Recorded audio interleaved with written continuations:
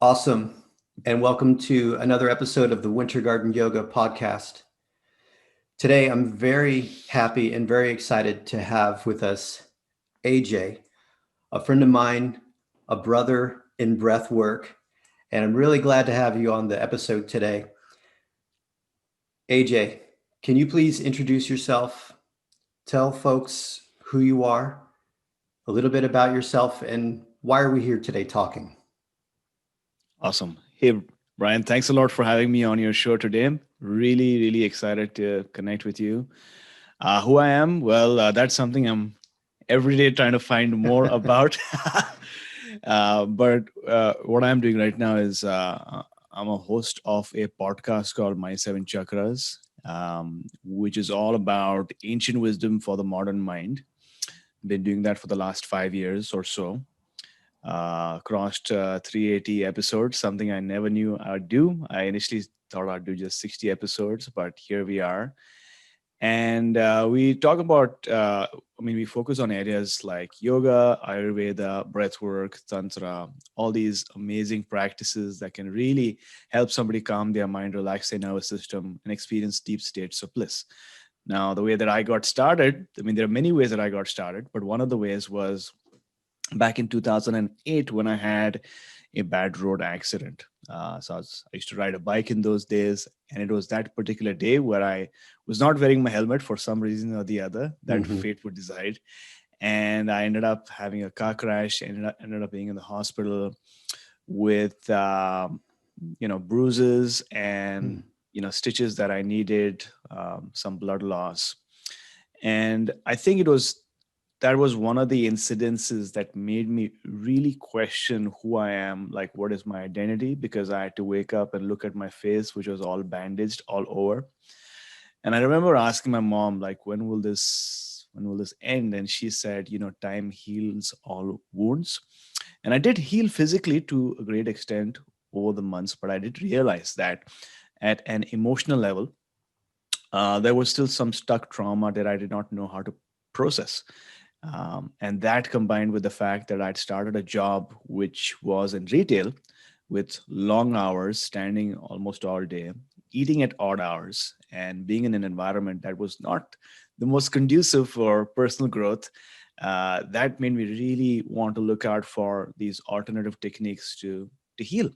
And so meditation did not come naturally to me back in those days. And for some reason or the other, I went on YouTube and I found a chakra meditation. And that shift that I noticed within about 10 minutes, just by visualizing or breathing in a certain way, that made me sort of look out and find out those people who've spent decades understanding how we can experience healing and transformation using these ancient practices. So that is one of the stories behind how I got where I am and connecting with you today. Very cool. Just for the record, is it pronounced chakra or chakra? Yeah, that's a great question.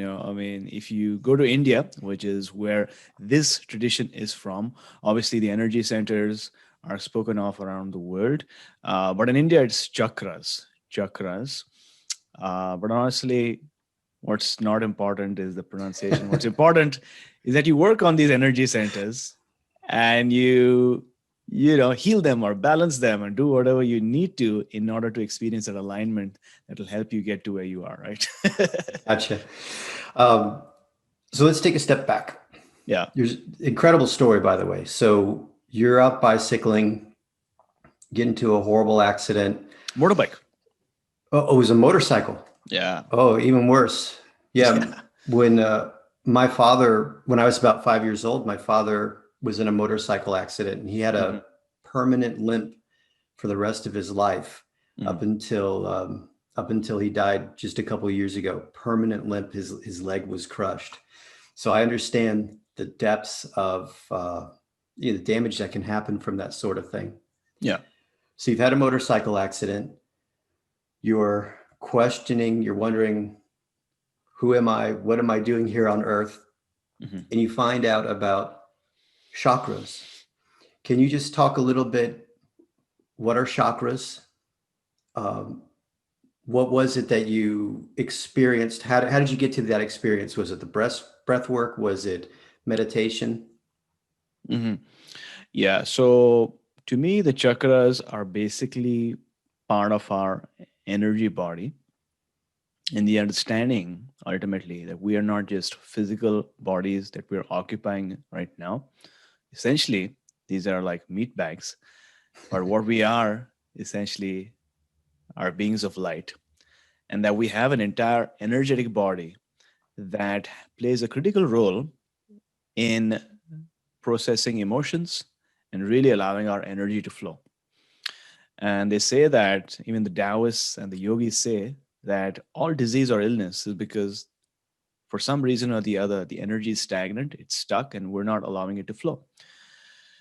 And so the energy centers can be seen as junction points along our spine where different energies, sort of just like rivers, they crisscross and they form a whirlpool of sorts. And there are seven major chakras. Each of these chakras is associated with a certain aspect of our being, whether it's survival, our need for belonging, whether it's our expression of our true confidence, our inner fire, or our heart, our ability to experience and express unconditional love, forgiveness, kindness, or even our ability to really express our true calling, our true purpose, the reason why we are here on this earth, which is the crown chakra. And so all through our life, we experience, we come across experiences, we have interactions with people, or even our environment. These have an effect on our chakras, which might get out of balanced or blocked, and that sort of hampers our life condition in a certain way. And so that evening, what happened was I did a chakra visualization. So I was imagining these colored balls of light inside my body, which was a very different experience for me. But Hmm. what I experienced was had this felt sense within me that I could not quite explain or fathom, but it was a felt experience that led to a shift. I felt better, just using the power of my thoughts and my intentions, I felt better. And also, just to preface, before this, a couple of days back, I was actually working on uh, increasing my sensitivity to subtle energy. And I'm not sure if you've done that already, but in qigong they teach you how to hold the energy ball, right? Hmm. And sort of feel this faint energy that if you push your hands towards the ball, there's a sense of repulsion. You bring it across, there's this attraction. So I was working on that, and I think that also helped me become more sensitive to these energies that started emanating inside my body as I started visualizing these beautiful colored orbs inside my body. Excellent. So you mentioned that there are seven main chakras, Yeah. and they start at the base of the spine, root chakra. See, Mhm. I'm still saying chakra. That's a habit I've got. I'm going to start breaking that Totally. habit. Totally. Root I mean, that's chakra, fine. Yeah. root chakra, sacral chakra, Yeah. heart chakra. Solar No, plexus. solar plexus chakra, Hmm. heart chakra, throat, third eye, Hmm. and the crown. Correct. Do you know if there's any Western science that correlates with the different properties of the different chakras? Interesting. Well, there's a lot of science that, if you think about Western science and you correspond the endocrine glands, you would see that the functions of these endocrine glands correlate with the functions of the chakras. And also, if you see visually from a biological standpoint, the endocrine glands have these nerve ganglia that, for some reason or the other, point exactly to where the chakra is. So, if you look at our place of creation in our body, that's at the root, right? Where we have our sexual organs, but also from the chakra standpoint, energetic standpoint, it is a place where we are rooted and we are grounded and we feel this connection to the earth. So that's one. But also, if you look at the more heavenly chakras, which is the third eye chakra or the crown chakra, that is a place where you have the pineal gland. And that is like a physical gland located that is responsible for so many different functions, especially it's the seat of our intuition. Just yesterday, I was reading about, I'm not sure if you read the book Breathe by James Nestor. Yes. So in that he talks about the fact that the pituitary gland is responsible for so many different hormones, right? And the pituitary gland can also be connected with the crown chakra, but the pituitary gland sort of is responsible for our endorphins, for our adrenaline, for the release of vasopressin. And I think all of these hormones are so important for us feeling like we are, rejoiced, feeling Mm-hmm. bliss, and just feeling like we are alive. They regulate our sleep cycles as well, without which we won't get sleep. And as you might know, when like, we're trying to understand what sleep really is, but nobody has really uncovered. Some people say that this is where we go into other dimensions. We have, dialogues with our higher self. Mm-hmm. And also, what I found really exciting from that book was in the pituitary gland, it releases vasopressin, which regulates the amount of water that we hold in our body, right? And so, if we don't get that good sleep, if we are having that sleep apnea, not only do we feel parched in the mouth, we feel thirsty, we wake up and want to drink water, but we also want to go to the loo Mm-hmm. because we're not getting enough vasopressin. Our kidneys releasing the water, and we are having to go to the loo. And so I definitely feel that there's definitely this connection, this correlation between our the energetic aspect of our chakras, as well as these endocrine glands and these master glands that regulate all these hormones that help us function on a daily basis. It's interesting. I'm just going to repeat what you said. I'm going to piggyback off of it just Yeah. from my own findings. I suspect that however many thousand years ago, uh, some dude with a beard was sitting cross-legged somewhere and figured Yeah. out, if I inhale and make a tone, Hmm. somehow I feel better. Yeah. And he's probably not going to know about the endocrine system. He's probably not going to know about CO2 levels or oxygen levels or some of the stuff that science is starting to shake out Hmm. now. Yeah. And the reason why I was asking you that is because sometimes, I think it's fair to say, sometimes when you're talking about chakras, when I'm talking about chakras, when you talk about breath work, which we'll get to in a second, and I'm talking Yeah. about breath work, it can sound kind of woo-woo. Yeah. It sounds incredible that if you breathe properly, you can Hmm. actually put yourself in a better mood. Yeah. And if you breathe improperly, you can actually put yourself in a very bad mood, and you can decrease your health or increase your health Yeah. just by breathing properly. But it's all based on science, because you're changing the chemistry in your body Yeah. simply by inhaling or exhaling correctly or incorrectly. So coming Absolutely. back to the chakras, um, that's why I was curious to hear about the endocrine system, etc. Now, root chakra, you mentioned, that's where we're grounded. Hmm. So there are certain sounds, certain colors, or certain visualizations that we can activate the root chakra. Is that correct? Right. That's true. What about, will you walk us through the other chakras, just a couple seconds, a couple sentences for each chakra and what they do and their colors and stuff?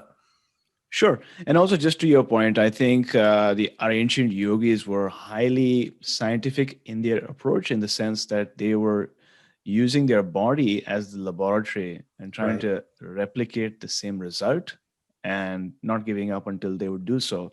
And if you really see where they were living high up in the mountains, so intermittent hypoxia. they were having these cold showers, cold exposure. They were having these berries and nuts and things like that. They were really good for our body. And so they were living the lifestyle. And then they realized, like you've sort of alluded to, that all of this is good for us. What is bad for us is using the phone all day, exposure to blue light, Mm-hmm. and being in this EMF, these radiations, which might not be that good for us over a long period of time. So completely agree. In terms of the chakra point, so the first chakra, or the first major chakra, um, because there are many minor chakras across our body, but the first major one is the root chakra, which is at our root, at the base of our spine. The color that it is associated with is red. And this has to do with our survival, our sense of belonging, our sense of connection. And that's why they say that when you're uprooted, that means like refugees who don't have a country that they can call home, Mm-hmm. or maybe if your landlord sort of, evicts you, it can affect your sense of belonging. It can affect your literal sense of connection to this earth. So it's red in color. And you can also, it's also associated with a particular mantra or a tone. So the sound in this case is lung, Lang, Lung. But that's the first chakra. Second chakra is the sacral chakra. Now, this chakra has to do with our um, sexual expression, sensual expression, but also creativity. And like we're finding in breathwork, Mm-hmm. that energy that we have as men and women is very powerful, not just for sexuality, but also transmuting that energy into our vision, whether it's for our business, artwork, or something else. The idea is to really find ways and practices to transmute that energy. So the sacral chakra is orangish in color, and the tone or the sound is Vang, Vang. And so when you emit that, you have a way of balancing or aligning that particular chakra. So that's the second chakra. The third chakra um, is the solar plexus chakra, which is below our rib cage, above our navel. And that chakra has to do with our sense of confidence, our sense of our inner fire within. This chakra also, if you think about it, correlates with our digestion. So that is a fire of digestion. When the food goes in, this chakra sort of helps regulate our sense of digestion as well.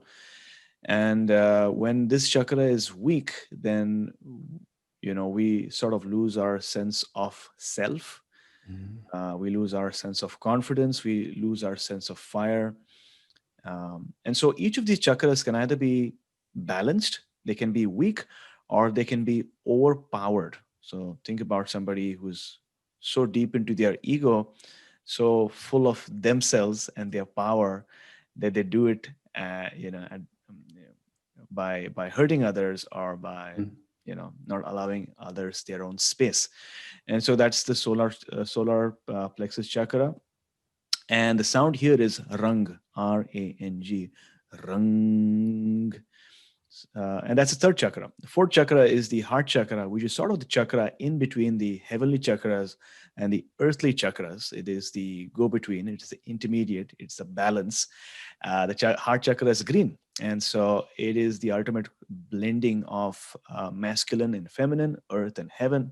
And it has to do with our sense of expression, of our gratitude and forgiveness and compassion and love and all those beautiful emotions. Um, and the way to balance this chakra using sound is yang, Yang, or Yung, yang. This chakra is also called the Anahata chakra in Sanskrit. And as you notice, as we go up the chakras, it's sort of like a rainbow. So it has a similar trend in terms of colors. The throat chakra is blue. Mm-hmm. It has to do with our vocal expression, our expression of our ideas that are stuck in our heart and bringing them out into the world. The sound that corresponds with this chakra is hung. And the Sanskrit name for this chakra is Vishuddhi. But yeah, so if you feel like you have some ideas, but you're just not able to express yourself and it doesn't make sense logically, maybe you were able to express yourself as a child, you were doing debates and elocutions and you were a musician, but for some reason or the other, maybe you've moved to a new place or you're in a different environment, you're just not able to express yourself. Maybe you need to work on your throat chakra. Sorry, just gonna my alarm is rung. It's about 6:30 in the morning here. But that's your throat chakra. Then you go into your third eye chakra, which is sort of a beautiful indigo color. It has to do with your being able to access your intuition, the information that is beyond the veil. And the sound for this chakra is Om. And this is sort of the primordial sound. The yogis spent a lot of time on this chakra because at a certain point, they were able to master their body. They were able to master their breath and their focus. But now it was beyond that. How do I connect with the Tao, with the universe, with the supreme creator? And how do I find my purpose here on earth? And so that is the third eye chakra. And finally, the crown chakra, which is sort of a purplish whitish color. It is called the Sahasrara Chakra, or the 1,000-petaled lotus. And a lot of times, even through breathwork, somebody really goes deep. They have this sensation where they're able to blend in with the environment around, have that formless, shapeless experience. And also sometimes people are able to see or feel as if there are 1,000 eyes looking back at them in their inner eye. And that's the same experience that people all around the world have experienced, which is the opening of the crown chakra. And the sound corresponding to this chakra, well, there's no sound because it's associated with complete silence. So that's sort of the journey of the 7 chakras. Very cool. And just to wrap it up real quick, because you were mentioning as you're going up the spine, you can, if you understand the traits of each chakra, you can help fine tune how you feel. So if your root chakra isn't very strong or isn't activated, you might feel ungrounded. Maybe would that be an inability to concentrate, or you just feel kind of loopy because you're not grounded? That's true. Okay. So, and then by chiming the correct sound, it helps activate the root chakra, and then you'll feel grounded again. And Absolutely. It could be the same as you work your way up. If you're not feeling compassionate, it could be that your heart chakra needs to start spinning again, and you can do that by chiming the specific sound. Is that correct? Absolutely. And to answer your point, these days I don't go to that level of granularity, if that makes sense. Because my belief is that when healing is not, pinpointing, if you know what I mean. I mean, my idea these days is you just focus on all the chakras, or you do an entire breath work session where you're holding your breath and you're working on all the chakras, because we as our conscious self might feel that the issue is in our heart chakra, or we might feel like the issue is in our root or in our throat. But we don't know because we've got such a limited vantage point of what might or might not be wrong with us. But if you create an environment that is conducive to healing, then our inner healer will take over and do whatever it's needed to do in order to facilitate that healing and remembering, if that makes sense. Absolutely. So it's good to understand this, what the chakras are, their role, their responsibility, the colors and the tones. But ultimately, all we need to do as our limited selves is to just create the environment that is conducive to healing and just awaken that inner healer. Because when we do that, we get so much more, something that we did not even expect. We get that. Correct. And surrendering. yeah, and I know you know this, but no, how can I say it? No system is separate. Exactly. Everything is intertwined. And I'm Exactly. basically repeating what you're saying. So you can tone for a specific chakra all you Yeah. want, but you're still affecting everything else. You can't just isolate one 100%. segment. Now, I've been hearing breath work. I've been hearing healing. Yeah. So let's get into that for a little bit. Sure. What is breath work?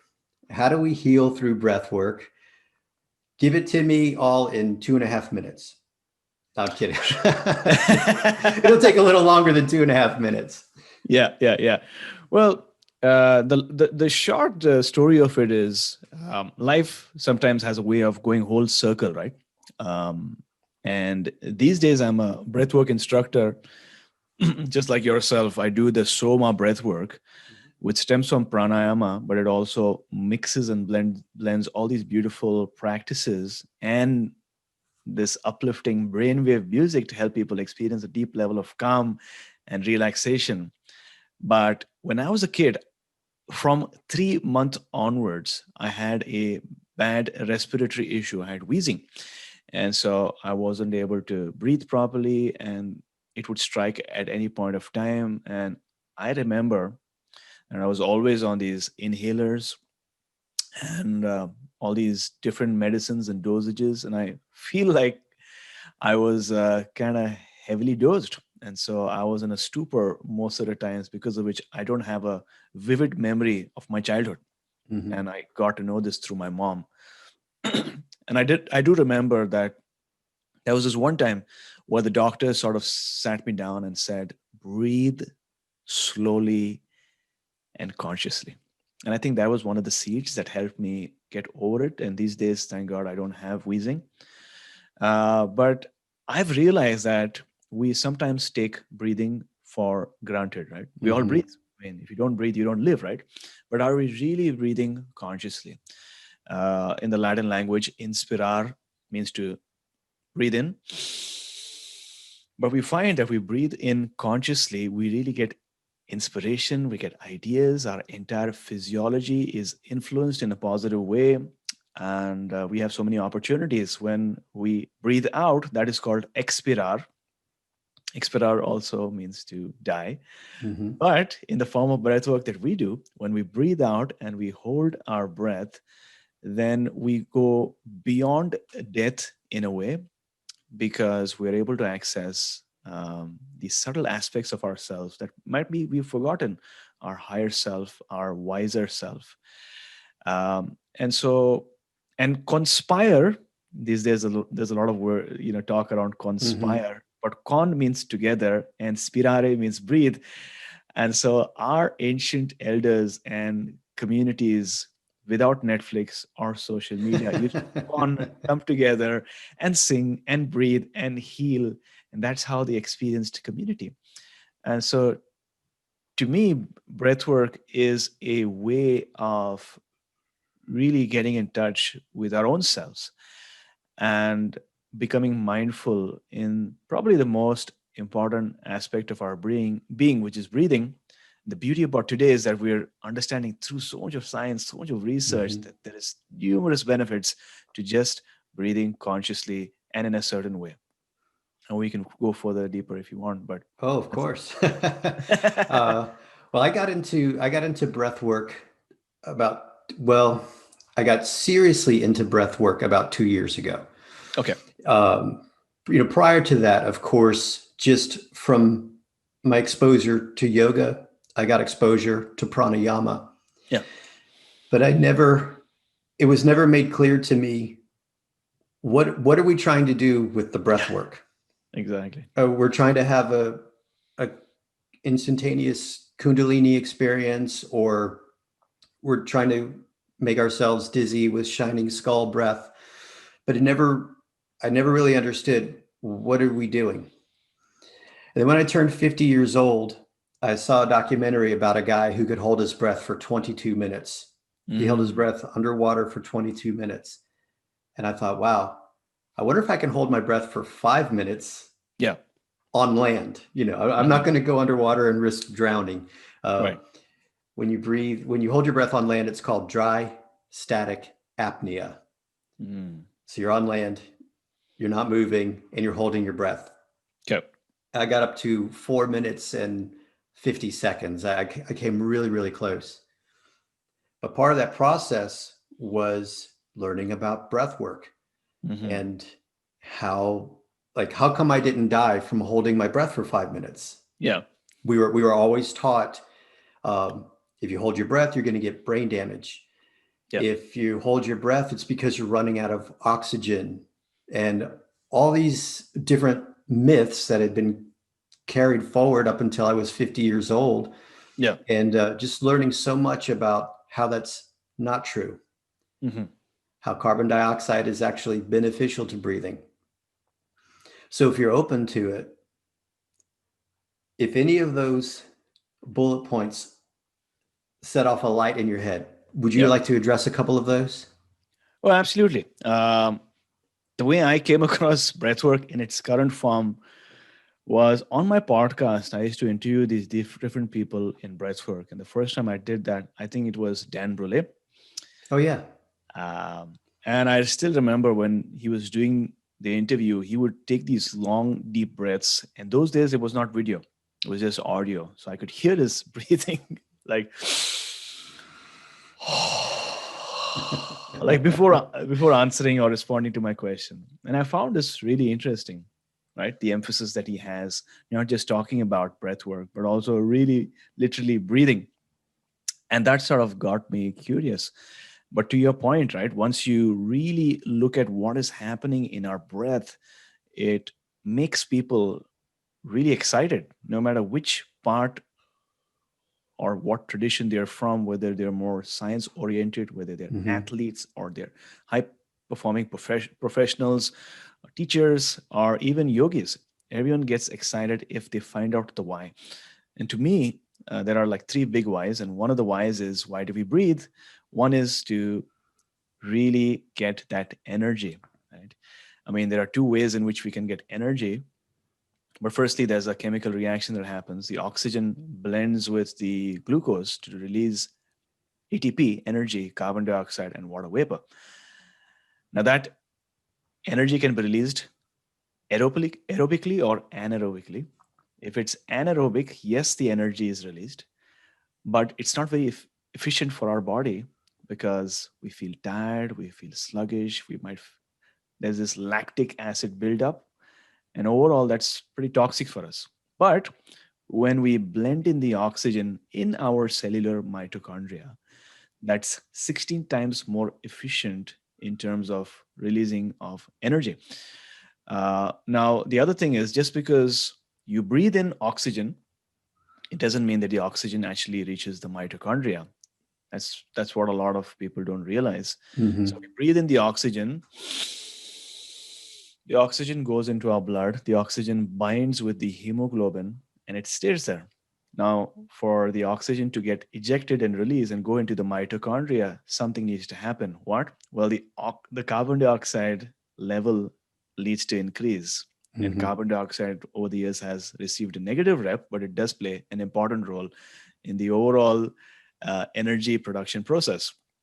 Well, how do you increase the carbon dioxide? Well, there are two ways. One is by slow, conscious breathing and not letting go of all your carbon dioxide when you breathe out, but slow, conscious breathing. And the other way is by just holding your breath as it is prescribed in the yogic texts.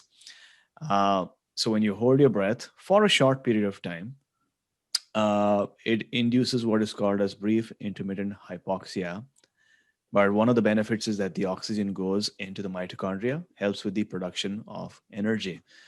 The other benefit that we're noticing is that breathwork helps us build endurance, build stamina, and makes us more resilient.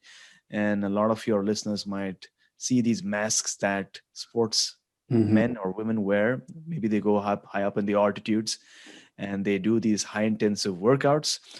And they notice benefits, and the reason why they notice these benefits can start back to 1930s when these Russian scientists were conducting a lot of these research. And the challenge that they had in those days was their pilots would fly in open cockpits up to 17,000 to 20,000 feet. And they were like, how do we get these people acclimatized to that high of an altitude without falling sick? So they developed these hypobaric chambers, these special gas mixtures with low levels of oxygen. And then they would take these pilots high up in the mountains to really slowly but surely get them used to this lower level of oxygen. But they noticed so many different benefits as a result of these experiments. Well, they noticed that our body responds by increasing the RBC count, hemoglobin count. Our muscle has a memory, so it's trained to take in less oxygen for optimized energy production. And because we're really putting this positive stress on our body, we're creating new neural pathways. We become more resilient. Now, when these same athletes come back to normal sea level, when there is an abundance of oxygen, they become more oxygen efficient, and they have that oxygen advantage because they're able to literally carry more oxygen in their bodies, which is why they have that advantage over other athletes. So that's the second benefit, and we can talk about stem cells as well. So there's so many benefits, right? Now, just to be clear, just some terminology. You said RBC, red blood cells. Is that correct? Yeah. So just to kind of summarize, if you see someone breathing like this,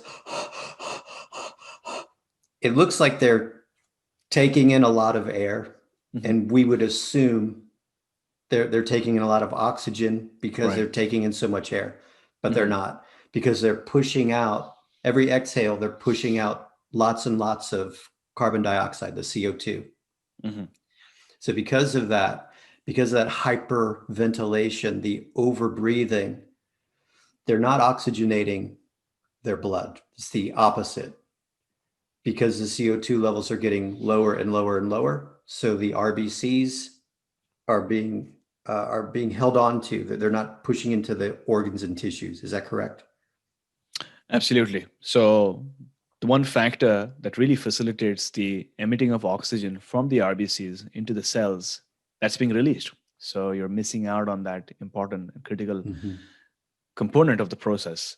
But also mouth breathing is really unhealthy for people, right? Because, well, firstly, when we breathe in through our nose, we have these hairs, we've got these filters that sort of physically prevent pathogens and bacteria and virus from entering our system. That does not happen in the mouth. Secondly, when we breathe in through the nose, we create nasal nitric oxide through our sinus cavity. This is the first line of defense. So this nitric oxide is literally protecting us from these pathogens, and especially virus, now that we're in this crazy pandemic. That does not happen in the mouth. And the nasal nitric oxide, well, there's so much of benefits of this nitric oxide that we create. Firstly, it reduces the blood pressure in our lungs, allows for greater arterial oxygenation, so sending of oxygen where it's needed. It has the effect of really relaxing our entire being. For men's sexual health, it prevents erectile dysfunction.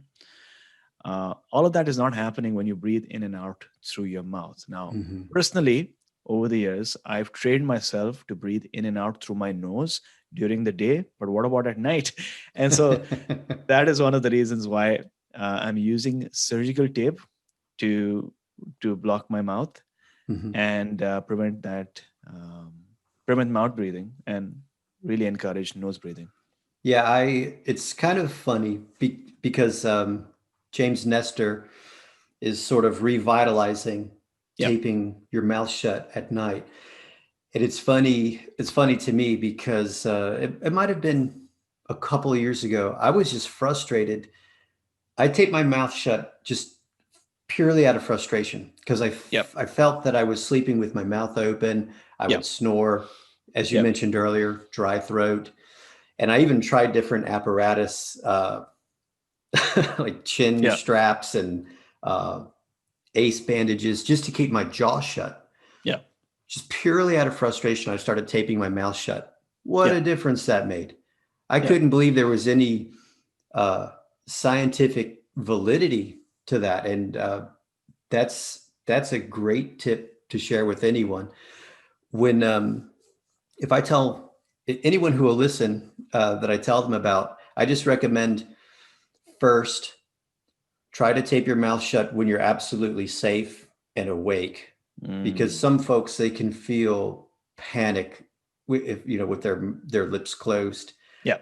So if you're reading a book, if you're taking a nap, just small chunks of the day when you're absolutely safe, tape your mouth shut and just see what it feels like to breathe in and out through your nose when you're on your laptop or when you're on your iPhone or whatever. And then as you become more and more accustomed to it, try taping your mouth shut at night. Yeah, absolutely. And on day one, I just took duct tape in my home and I put it on my Duct mouth. tape. Later, I found out that might not be the best idea, Yeah. but I wanted to try something. Then Yes. on day two, I bought the 3M micropore surgical quality tape, Yes. which is good because it's not that bad on your skin, comes off easily. And like you've sort of alluded to, you don't need to plaster your whole mouth. Even No. like a small tape on your Yeah. lip will train your body to breathe through your nose. And there are so many benefits. Like James Nestor, he did an experiment, right? He was like a human guinea pig. Mm-hmm. And he noticed when he was breathing out through his mouth, his blood pressure increased, his body temperature decreased, HRV decreased, and there was this mental fog. His stamina decreased. Now I didn't know it was that serious, but when he changed that, started breathing in through his nose, automatically his inner healer took over, and things improved. So I didn't know it was that heightened of a case, but nasal breathing is definitely beneficial. That's what I'm finding out as well in my own personal experiment. If you get a chance, just in your own practice, if you practice yoga, if you walk or cycle or whatever, tape your mouth shut, and you'll discover quickly. Maybe you've picked up a bad habit of every now and then taking in a sip of air when you're doing asana or just even walking. It might look strange. You might have to explain to your neighbors, but tape your mouth shut when you're doing physical activity. You'll be surprised. You'll be surprised with, one, how much you probably breathe through your mouth and don't realize it. And two, once you get used to it, it becomes very, very meditative. You get into a groove very, very quickly. And another thing that we might talk about through the nasal breathing is vagal toning. But you also threw out another term. I don't know if everyone heard it, HRV, which stands for heart rate variability. So do you mind addressing both those things, vagal toning and heart rate variability? Sure. So in terms of vagal toning, so it stems from the vagus nerve, which is the longest nerve in our body that sort of starts from our brainstem and goes all the way down throat, connecting our chest, our lungs, our diaphragm, and our stomach. And so the vagus nerve stems from the word vagabond, which literally means the roaming nerve. And so, because it's connected to all these different organs in our body, what they've discovered is if we can find some way to stimulate that nerve, then we can effectively switch off our stress response or our sympathetic nervous system and activate our parasympathetic nervous system that is responsible for our rest, digest, and healing functions in our body.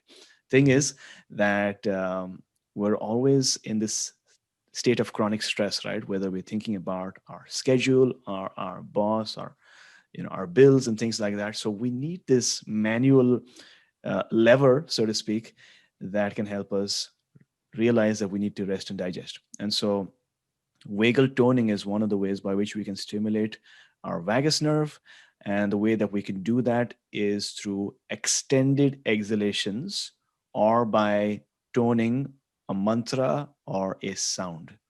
So, Let me jump in just real quick, yeah. because this ties back to, I don't mean to be offensive when I say things like woo woo. I don't mean to Yeah. be offensive, Yeah. but this is where we kind of go from a woo woo realm when we say, or when you say, and I say, if you want to calm down, inhale and slowly exhale and repeat that, or repeat a mantra or a chime, a tone. It seems woo woo, like, hey, how is doing solfeggio going to get me out of this chronic stress? Well, you got the vagus nerve and it's running through your system. It runs under your vocal cords. And if you can tone that nerve, you're going to switch from your autonomic system, either sympathetic or parasympathetic. So it's a biological function of the body. It's not just some weird esoteric claim. And that's what I think is interesting as we start to kind of unearth and look deeply at the breath work, the chakras, the yoga, etc. So I'm really glad that you made that clear. Now, talk a little bit about heart rate variability, please. Yeah, so heart rate variability, to be honest, is a term that I'm getting more and more acquainted with. There's so much that I still need to learn in that area. But basically, what I've discovered so far is the heart rate variability is an indicator of our overall cardiovascular health, and that it needs to be high. So the moment you notice that the HRV, or heart rate variability, is going low, that's when it's an indicator that your stress response is increasing. I am actually planning to get the HRV strap, the polar HRV strap that you can strap around, along with the app, which I believe is called Sweetwater app, that can literally show you how your breathing style or your breathwork practice is reducing the negative stress response and activating slowly but surely your parasympathetic nervous system. And the beauty about science is that you can actually use these devices to measure and quantify your stress or lack of stress and relaxation. So, the first time I heard about heart rate variability, it was really in the realm of resting heart rate. yeah. My mentor, Steve Maxwell, he will check his heart rate every morning. Yep. And if his heart rate, his beats per minute, is low, he knows that he can train more vigorously that day. And if his heart rate, just the beat per minute, is high, he knows he's got to take it easy that day. But digging down into that is where I found the heart rate variability. Right. The heart rate variability suggests it's not so much how much your heart is beating, No. but the variability between each beat. And I know you know this. When you inhale, your heart rate accelerates a little bit. You're going into the sympathetic nervous system. When you exhale, your heart rate slows down a little bit, parasympathetic nervous system. So the more variability you have between stress and rest is an indicator of how recovered you are and how ready you are to take on the day, or whether you need to take it easy that day. Is that correct? Beautifully articulated. I couldn't have said that better. Thank you. And so the more we can control that through breath work and even through exercise. There are different exercise protocols we can use to accentuate the heart rate variability. That, from what I understand, that is more of a determining factor of how you're doing versus just regular low heart rate versus a high heart rate. Yeah, that's what I found out as well. The heart rate variability, the change, is a better indicator of our overall cardiovascular health. So the goal is to have a higher HRV. And like I said, I'm learning more, getting more and more into it. I'm planning to record my HRV on a daily basis and see what my body literally is telling me or communicating with me. But it's so fascinating. Yeah, it's crazy. I've been using the same app and the same strap for about 3 or 4 weeks now, really just Yep. making sure to watch. And it's funny because how you feel compared to the data, Mm-hmm. it can be completely contradictory. You may Really? feel fine and you think you're Mm-hmm. fine, and you're Yeah. watching you're watching that little indicator go up and down, and you say, well, I guess I'm not feeling fine. So you take it easy that day, and then sure as sugar, you're recovered and you're ready to go the next day. It's interesting. That is so interesting. I had the same conversation the other day with a friend of mine, right? Mm-hmm. Which speaks to the subjectiveness of an experience, Mm-hmm. Correct. right? My tolerance level for X amount of stress might be different compared to yours. And which is why sometimes you might feel, yeah, I'm doing well. But then the meter is saying something, the data is saying something else, Mm-hmm. which is so interesting. It's fascinating that when you bring the topic of consciousness into any discussion, it automatically changes things because it's very Mm-hmm. subjective as opposed to objectively looking at the data. Right. And looking at the data. And it could also explain why, seemingly healthy people, Yeah. they drop dead, or they have a heart attack, or they have a stroke. And it seems unbelievable because they Yeah. look healthy, they act healthy, Yeah. but maybe they're not paying attention to the data. Maybe not. I mean, I know a lot goes into it, but it's just the idea of the subjectivity versus the Hmm. data. Yeah. And I'm trying my best. I'm trying to focus more on the data, Hmm. especially as I get older. Yeah. And if the data says take it easy, I'm going to take it easy. If the data says go, because on the other end of the spectrum, you wake up, you're not feeling great, but your heart rate variability says go, I'm going to go. Yes. Does that make sense? Absolutely. I think we're in an age right now where we have these devices, this data, and we need to use that along with the ancient wisdom to optimize our health and not the other way around because the devices can be used for anything, right? I mean, they can be used to bring us down, increase stress, increase anxiety, or they can be used to Yeah. biohack our way to optimized health. So each and every day we have that option. Which Mhm. direction are you going to go? Which wolf are you going to feed? Yeah. Well, it's a tool, right? So Yeah, a hammer just sitting on a table is not good exactly. or bad. Yeah, It's how we use that hammer, right? yeah, for sure. Well, AJ, we're coming up to the end of this podcast. It's been truly great getting to know you, speaking with you. Thank you for sharing your wisdom. Is there anything you want to add before we go? Do you want to, this is your chance, throw out your websites, anything where people can reach you. I'll provide the links in the description. But if there's anything we missed, let's hear about it right now. Well, absolutely. Firstly, it was an honor and it was so wonderful to have this conversation with you, Brian, on today's session. So I appreciate you for having me on your show. For all your listeners, I'm always updating myself, reading books, reading research papers, and not hung up on my version of the truth, but always flexible and open. So if somebody wants to have a discussion, has some feedback, has some thoughts, feel free to reach out to me. I'd love to connect with people one-on-one. My email is aj@my7chakras.com. 7 is a word, aj@my7chakras.com. If you want to listen to the podcast that I do, and I've done over 380 episodes so far, then just go to your favorite podcast app and search for My 7 Chakras. And if you'd like to join in our next breathwork session, then just join our Facebook group. That's my7chakras.com/tribe, TRIBE, my7chakras.com/tribe. But other than that, Brian, it's so nice to meet you and connect with you. And I'm really excited for where our breathwork journeys are going to take us.